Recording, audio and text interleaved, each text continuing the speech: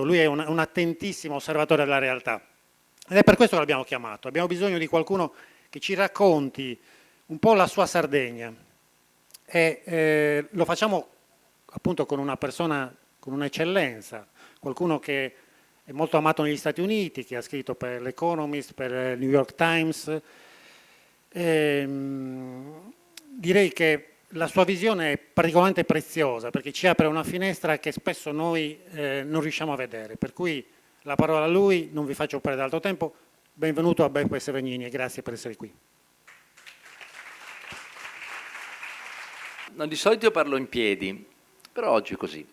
Mi piace questo. Poi sono grato anche che mi ha levato questo. Per me PPT non vuol dire PowerPoint, ma vuol dire per piacere toglieteli, perché se le diapositive, non le chiamiamo slide, sono diapositive, se le diapositive sono belle e interessanti come sono state quelle che ho appena mostrato, tutti guardano le diapositive. E invece io devo assolutamente riuscire a farvi concentrare su di me.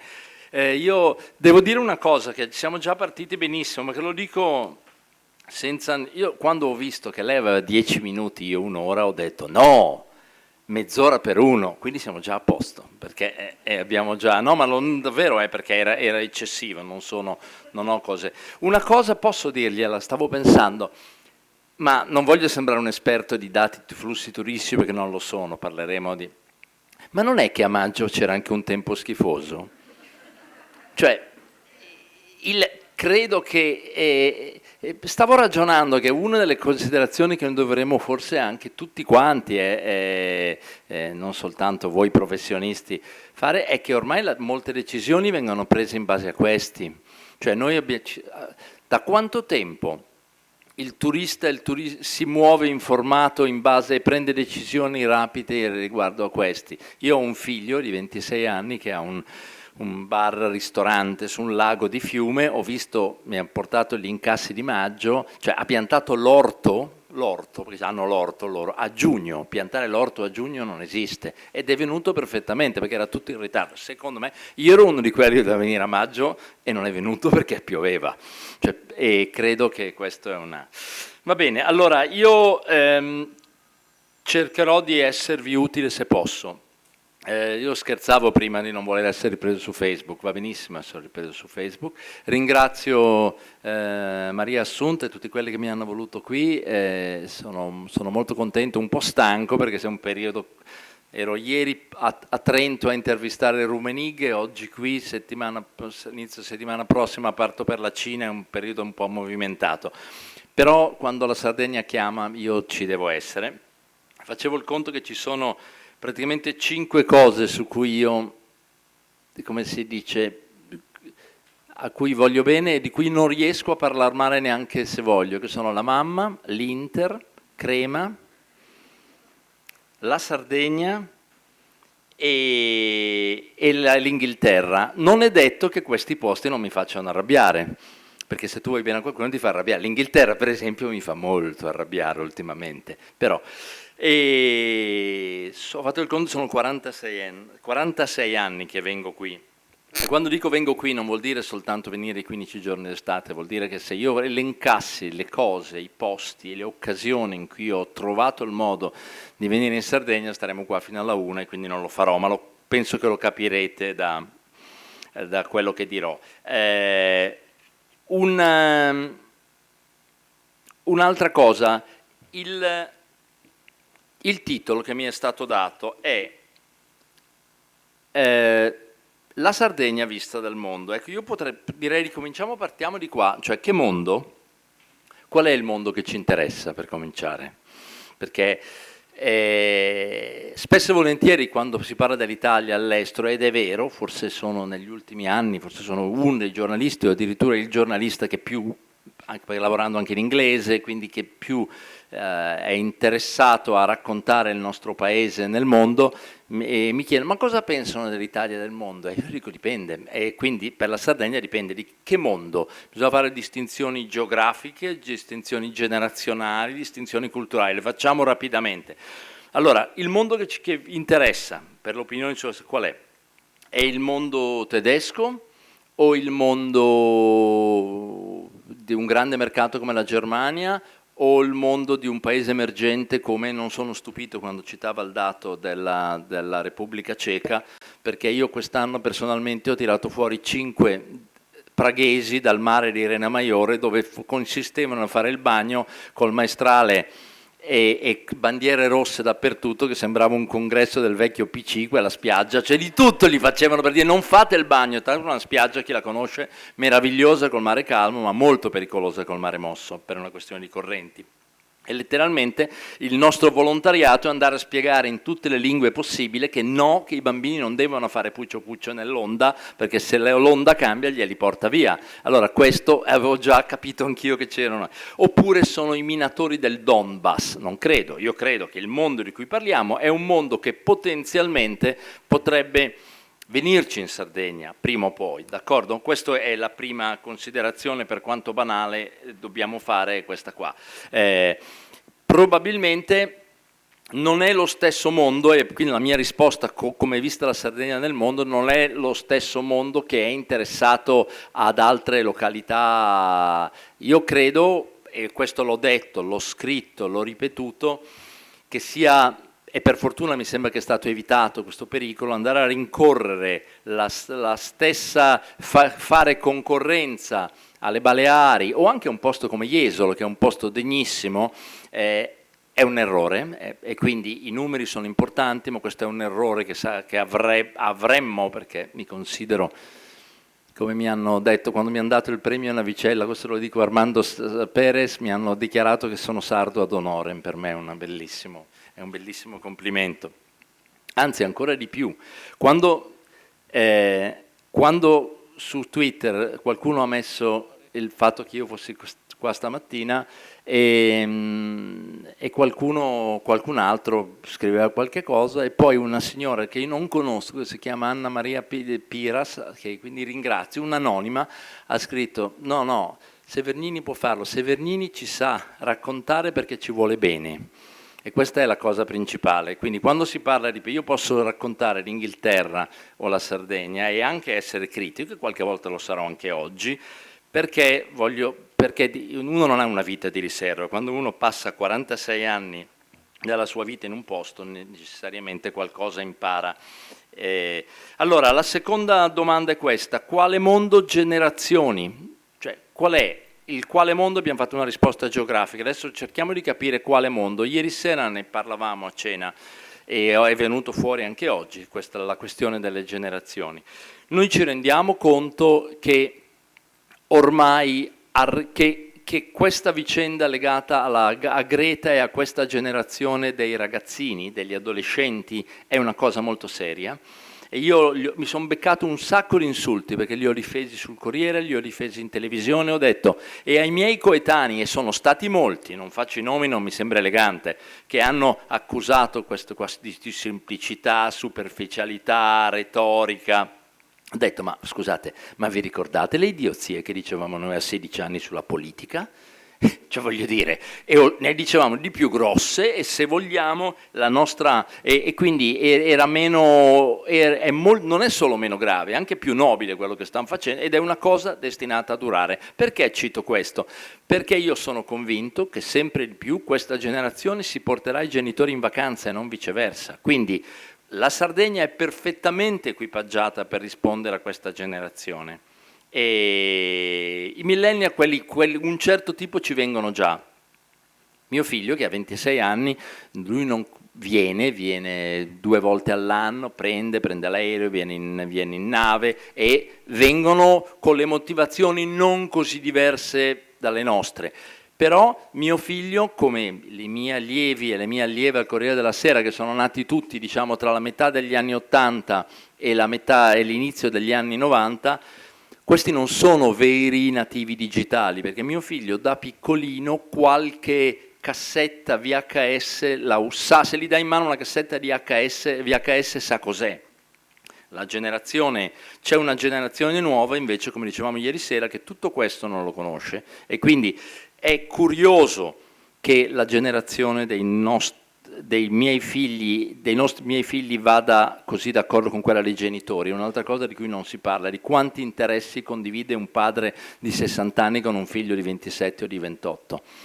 Tantissime, noi non ne condividevamo con i nostri genitori, eppure mio padre ha portato me in Sardegna, io ho portato mio figlio. Quelli nuovi è un passaggio più complicato, ma che potrebbe dare grandissime soddisfazioni, perché sono convinto che questi porteranno i genitori. Questi ragazzi sono interessati ai luoghi in maniera sincera e spontanea. Io credo che molta dell'offerta turistica della Sardegna, visto che oggi il titolo, anche se non è il titolo del mio intervento, è sull'archeologia, io sono convintissimo che questo tipo di offerta sia adatta ai ragazzi. Io so che è un tema di cui si sta parlando molto in questi giorni, ma questa vicenda dei giganti di Monteprana dovrebbe essere studiata molto attentamente, ma io perché quello che è stato fatto è soprattutto quello che non è stato fatto, cioè è incredibile che una cosa del genere sia successa, io vorrei vedere qualcuno che chiede scusa. Io non so se c'è qualcuno della soprintendenza qui, ma ne parlavamo con Armando Perez. Ma non basta solo preservare, ne parlerà poi Armando, non ti voglio rubare l'intervento, bisogna, ne parlavamo oggi, valorizzare. Quando hai forse le sculture a tutto tondo più antiche del Mediterraneo dopo quelle egizie, quindi stiamo parlando di 10 secoli o 13 secoli, giusto? Quindi è pazzesco, ma vi ricordate, io parlo con i meno giovani perché cosa sono riusciti a fare, e poi a sprecare, diciamo la verità, e cos'è accaduto con i bronzi di Riace? Stiamo parlando di sculture del V secolo a.C., d'accordo? 2, ok? Cioè, con questa cosa qua, uno potrebbe costruire un'intera offerta turistica, è enorme questa cosa che non è stata fatta. È enorme e non ne ha spiegazione, lo dico, scusate che non dicevo che fra persone che si vogliono bene le cose si possono dire, è enorme, ed è enorme che io abbia scoperto solo recentemente, io mi sono vergognato, io ho detto, ma che vergogna, fai il giornalista, vai in Sardegna, conosci benissimo, cioè andate in Italia e dite, ok, tu adesso mi dai una carta geografica e mi dici, anche se finiscono i NIS tutti e due, il SINIS non è il Sulcis, dove sono? Io ve li trovo subito e vi dico anche i posti e le strade per arrivarci, li conosco bene quei posti.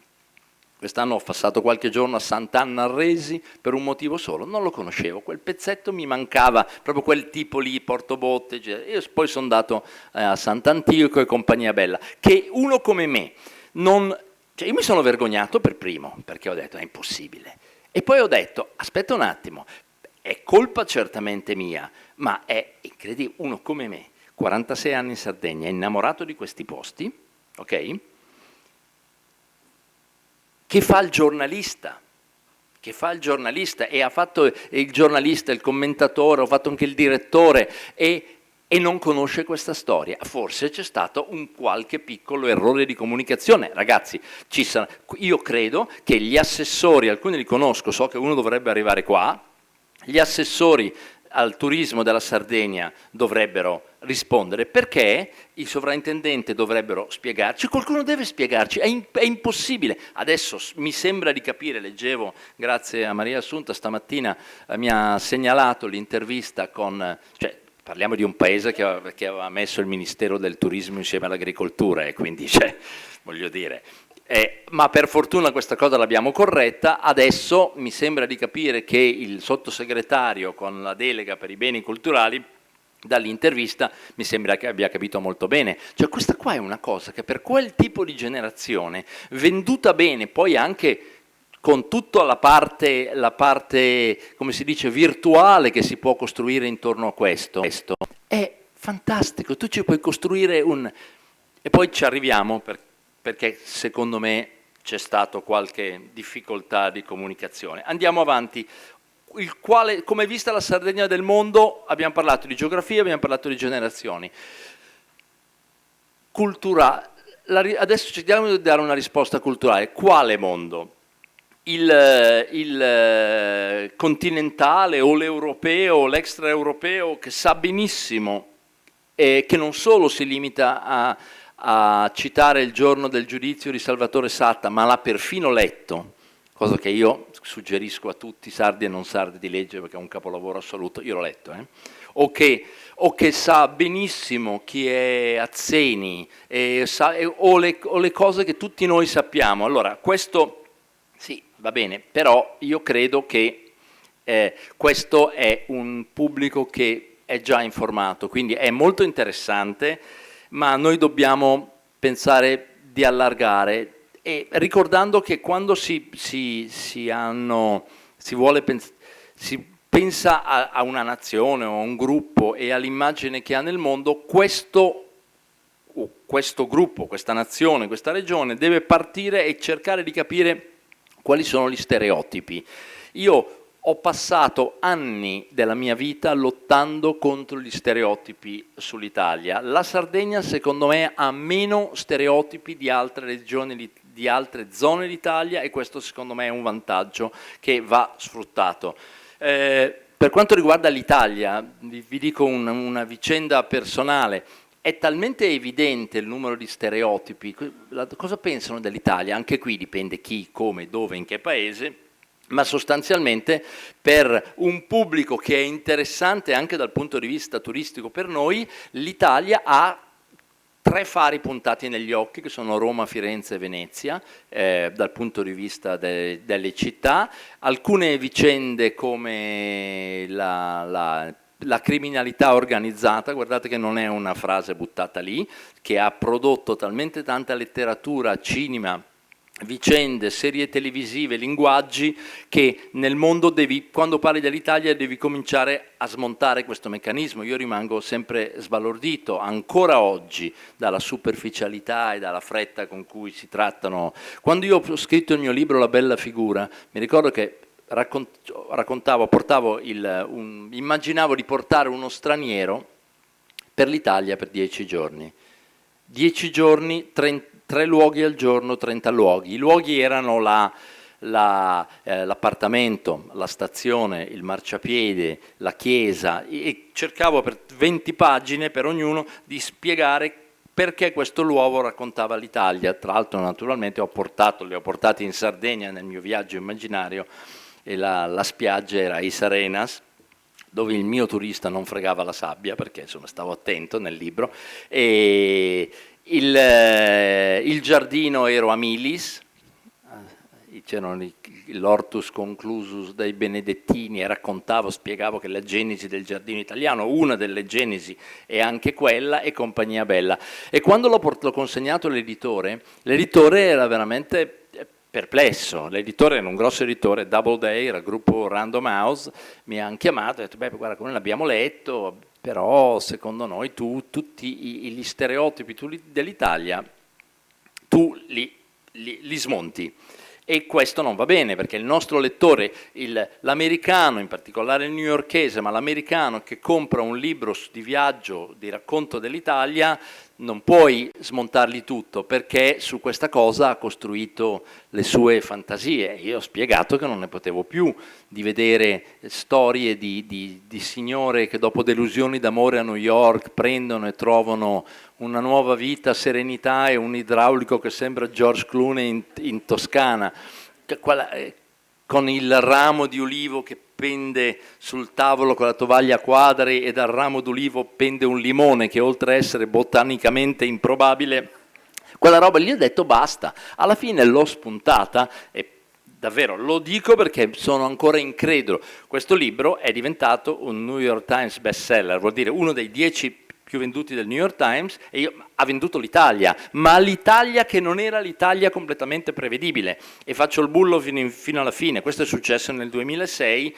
e il saggio italiano che era finito nei primi 10 del New York Times prima del mio era successo nel 66, quindi 40 anni prima, ed era Gli Italiani di Barzini, che anche lui smontava, certo che è molto più bravo di me, tentava di smontare alcune idee sugli italiani. Quindi la cosa si può fare. Allora, ho parlato dell'Italia, ma vengo alla Sardegna. Allora, la vicenda della criminalità, voi non avete idea di che vantaggio è non dover avere questo problema.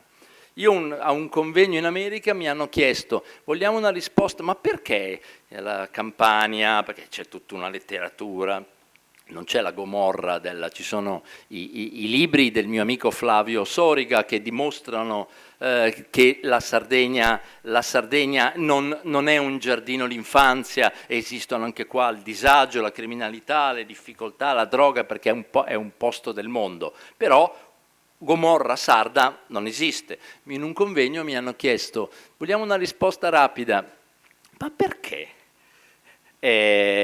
In Sardegna non esiste, a differenza della Campania, della Calabria, della Sicilia e della Puglia, una criminalità organizzata. E la mia risposta gli ho risposto, la chiave è la parola organizzata. Gli ho detto, sono troppo individualisti, che è una bellissima cosa, cioè secondo me è il più grande complimento che potevo pagarvi. Quindi questa è l'assenza di questo stereotipo. Vi dico un altro stereotipo.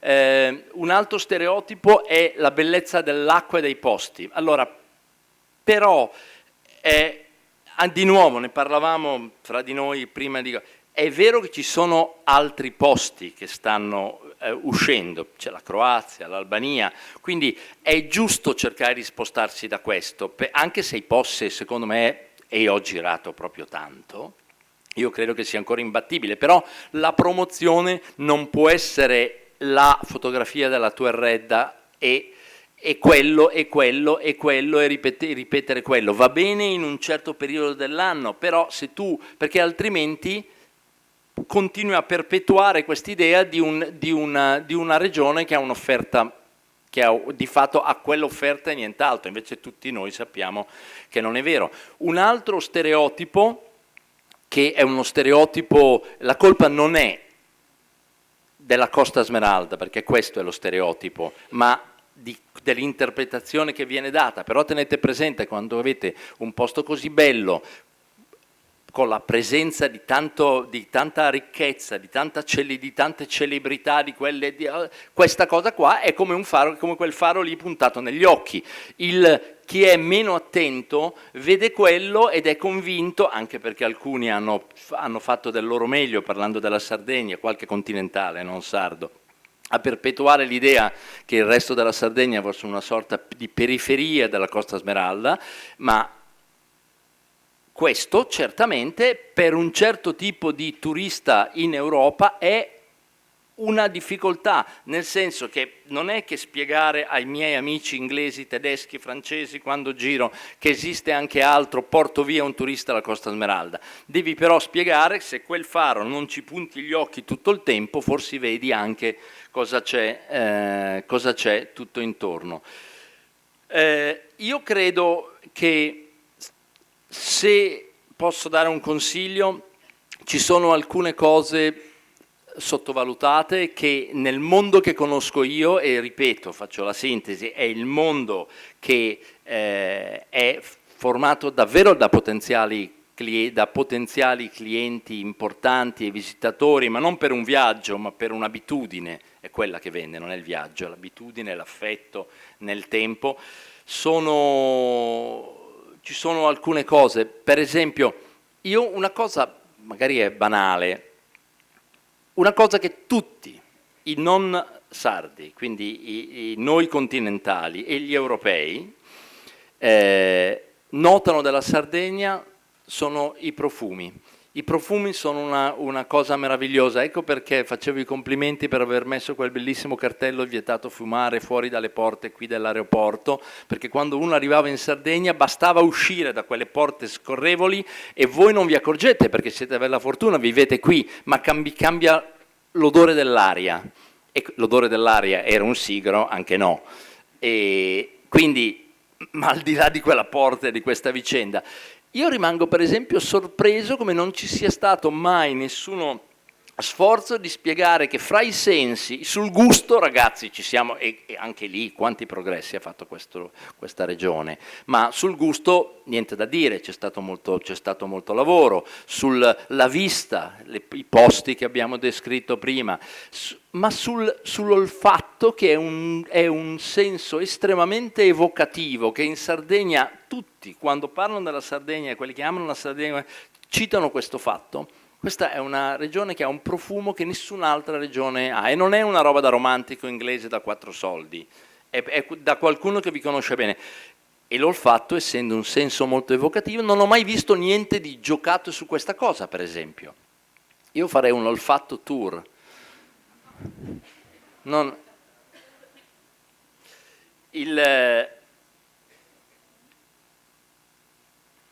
Poi col permesso ho dovuto lottare un po' perché non volevano farveli leggere, poi un po' riassunto delle cose che vi dico, vi sorprenderò, vi leggerò una cosa alla fine. Il trekking, voglio dire, passeggiare in estate, e io in Sardegna lo faccio spesso, dalle mie parti, in Gallura, e lo faccio anche quando l'ho fatto come si dice, l'ho fatto sulla, come si chiama la giara dove sono i cavallini? E in tanti altri posti dove vado, e d'estate fa molto caldo, in alte stagioni non fa altrettanto caldo. Perché non puntare su questa cosa in maniera massiccia? Il Trentino Alto Adige ha una comunicazione solo in autunno, se l'avete vista, hanno riempito i giornali, è molto semplice, loro hanno già 2 stagioni, a differenza della Sardegna, loro anche l'inverno naturalmente, hanno 2 stagioni già fortissime, l'estate e l'inverno, ma in Trentino Alto Adige hanno detto cosa possiamo fare per lavorare sulla primavera e l'autunno? Ci sono dei posti bellissimi, in autunno gli alberi cambiano colore, cioè il Canada e il Maine hanno costruito l'intera offerta turistica sull'autunno e c'è un tempo che è allora, ma vogliamo dirlo che camminare in posti meravigliosi d'autunno, però devi lavorarci e devi concentrare il messaggio. Il Trentino Alto Adige sta facendo solo quello, si chiama, adesso le parole esatte non le ricordo, sapete che camminare in un bosco d'autunno è forse più bello ancora che camminare in un bosco d'estate? Punto di domanda. Cioè, ma volete che se questa cosa non passa e non spiegate a qualcuno, siamo talmente tutti bombardati di offerte e informazioni, lo sappiamo tutti, che bisogna, secondo me, concentrare il messaggio. Un altro, la bici. Allora, i ciclisti, io non sono un ciclista, ho fatto tutti gli sport possibili e immaginabili da ragazzo, alcuni tutti con risultati dal modesto al disastroso. Ho fatto gare di tutto, anche di pesca subacquea se vi interessa, mi sono riempito di ricci a capotesta. E allora, ma mi piace lo sport, ma non ho forse perché l'ho fatto talmente tanto in vita mia, non ho la sindrome del 50-60enne, che quando comincia tardi uno sport, per convincersi di essere giovane, esagera. Io ho visto sulle Dolomiti cose che voi umani non potete immaginare, dei miei colleghi cioè io volevo chiamare subito l'unità di soccorso cardiologica perché era chiaro che quelli facevano ancora 2 curve. Allora, con problemi, io ho 2 o 3 amici che sono anche, un paio di nomi li conoscereste perché ci conosciamo da anni, hanno lavorato, tutti adesso a pensare chi possono essere, praticamente vivono infiltrati di cortisone. Io vedo quando vado sulle Dolomiti il farmacista della cittadina veneta che sono dopati per battere il commercialista. Allora, noi non voglio trasferire tutto questo strano mondo, ma è vero che la bicicletta è diventata una enorme possibilità. Se è qui, bene, se no glielo riferite, se no glielo dico io. Ho detto al sindaco di Aliento, perché io offro solo. Tra l'altro abbiamo una super idea per Santa Teresa che non vi diciamo per l'anno 21, perché devo restituire qualcosa a questo posto, se posso. C'è qua l'assessore che dice, perché dici così creiamo la suspense? Dov'è l'assessore? È nascosta, eccola, creiamo già visto, adesso poi tutti dire, lei lo sa, ma silenzio. Allora, no, perché noi vogliamo veramente lavorare voglio cercare di dare una mano se posso. Allora, cosa stavo dicendo? Ecco, il sindaco di Aliento, gli ho detto, scusa, allora, ci sono i 20 chilometri, anzi sono 21-22 di costa che separano Capotesta da Vignola, sono secondo me i più belli che io ho visto nel Mediterraneo, punto. C'è Montirussu, che io ho difeso strenuamente contro alcuni attacchi sconsiderati, su cui non voglio entrare in questo momento, tanto che ben 2, forse 3 presidenti di regione, quando mi incontravano da qualche parte, mettevano la mano avanti. Severnini, Montirussu sta bene, perché erano terrorizzati, e perché io ho detto, mi incateno. È un posto, tra l'altro, spiegandolo, pulendolo, sistemandolo, adesso c'è gente e porta. Non è un posto deserto per due intellettuali che vogliono leggere, è un posto con. Certo, bisogna camminare un po', che d'estate per 3 mesi c'è sempre gente che ci va. Allora, questa è forse la parte di Montirussu, è forse la più bella, ma è tutta bella partendo da Capotesta fino a Arena Maiore, poi Montirussu e poi va avanti, e a Noracunieddu fino a. Allora, ci sono strade bianche che seguono il mare. Ho detto, scusate, perché non le unite e proponete avete i 25 chilometri sul mare più belli del Mediterraneo da fare in una stagione non tanto calda? Sì, si fa, e anni non succede, non c'è. Cioè chiunque, se in Olanda avessero 200 metri così, se in Svizzera avessero 300 metri così, ci fanno su una cosa pazzesca. Cioè si tratta di unire qualche strada. Poi tu vai a, passate, scusate, dico, lo posso fare perché sono in Sardegna, ma non tutti conoscete i posti con esattamente, l'assessore sì. Allora, dopo Vignola, dopo la torre di Vignola, c'è una spiaggetta che si chiama San Silverio. Per arrivare lì, uscendo dalla strada statale prima di Portobello, ci saranno 3 o 4 chilometri con dei muretti a secco meravigliosi, alti così, che non so cosa servono, perché se non che le due macchine, se si trovano, sono ferme, perché lì non c'è il doppio senso. Allora, con quel tipo di sforzo, perché non fai una ciclabile e ti giochi questa cosa? Mistero, io non riesco, ci sono alcune cose che veramente fatico a capire. Io dovessi avessi diciamo, se le località della Sardegna fossero delle azioni, ok? Io investirei, me le sono scritto, io investirei su Cabras, Sant'Antioco, la Costa Verde, l'Ogliastra, Aglientu naturalmente, e poi sulle città. Adesso ve lo sto per legge, quello che è stato fatto in questa città di Olbia è sorprendente. Devo dire che io mancavo da un po' colpevolmente, perché talmente ero abituato ad arrivare col traghetto e andare, e l'anno scorso in estate scorsa sono stato invitato, sono stato qua un paio di giorni e sono rimasto sbalordito. Quindi avere Santa Teresa, Olbia, Alghero, Bosa, questi posti sono indispensabili. E quindi anche le mie azioni le metterei su questo qua, ma queste cose vanno fatte in un certo modo. Io ripeto, nel messaggio, quando si racconta un posto, non bisogna temere la semplicità, bisogna rendere la semplicità attraente e sorprendente. Io adesso vi leggo, usciranno per iscritto, però quindi non prendete appunti perché non ci riuscirete, e non traduceteli in inglese perché poi io li leggerò anche in inglese, perché usciranno nelle 2 lingue.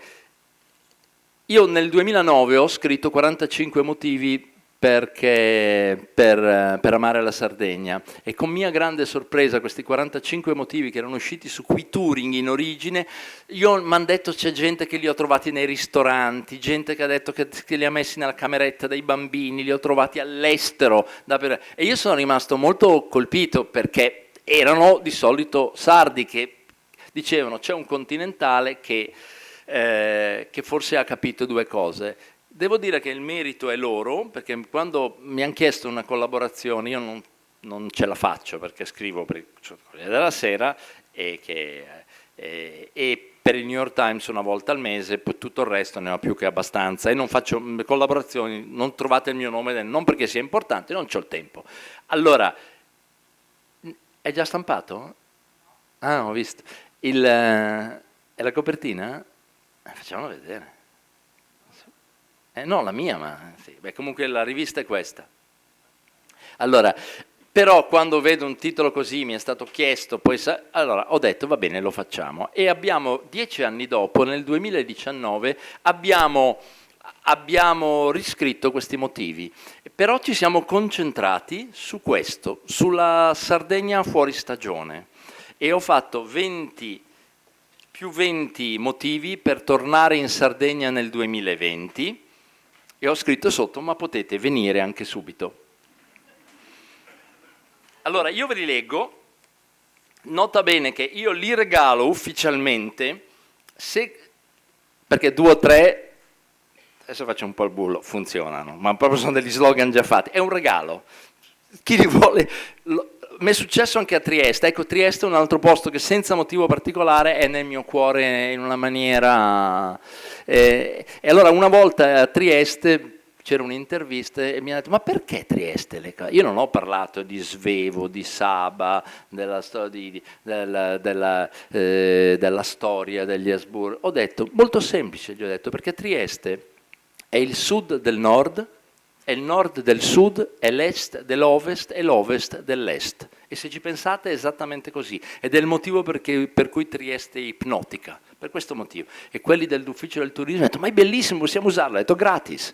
Però quando le robe sono gratis so che diventa più... Detto ciò, io adesso ve le leggo, vi comunico che sono anche in inglese non ve le leggerò tutte, vi le leggerò solo le prime, però il ritmo è importante, quindi non faccio uno e uno, ve lo leggo solo in italiano. Non prendete appunti perché tra volte li trovate scritti. Allora, 20 più 20 motivi, Ne posso leggere solo 10? Vuole che ne legga solo 10? No, sono 20 più 20 sono 40.